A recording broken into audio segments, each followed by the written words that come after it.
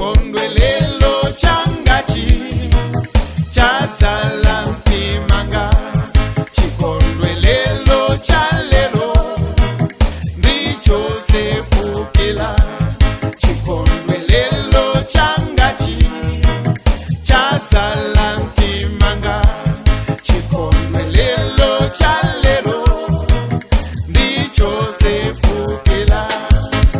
Adanena nane muntu wa Mulungu ati ine ndine ndalitso pakati pa fuko langa. Udzakhala mtsogoleri wa anthu, udzabweza nkhosa zosochera, udzazisunga pamodzi kufikira tsiku la mpumulo. Ndipo adandikumbutsa mawu a Mulungu. Tenga nzeru tenga luntha, usapatuke pa mawu. Usasiye nzeru ndipo idzakusunga. Uyikondeza kuchinjiriza nzeru ipambana. Chikondwelelo changachi chazala mtimanga. Chikondwelelo cha lelo ndicho sefukila. Chikondwelelo changachi chazala mtimanga. Chikondwelelo cha lelo ndicho sefukila.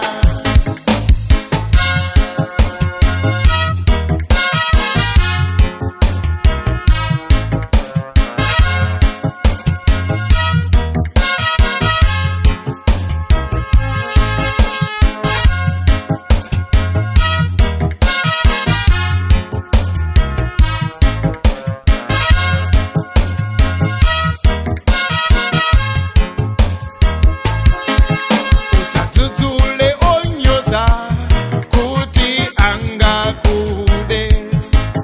Tsutsula wanzeru ndipo iye adzakukonda. Ukachenjeza wanzeru adzakulitsa nzeru yake. Ukaphunzitsa olungama adzawonjezera kuphunzira. Usatsutsule onyoza kuti angakude. Tsutsula wanzeru ndipo iye adzakukonda. Ukachenjeza wanzeru adzakulitsa nzeru yake.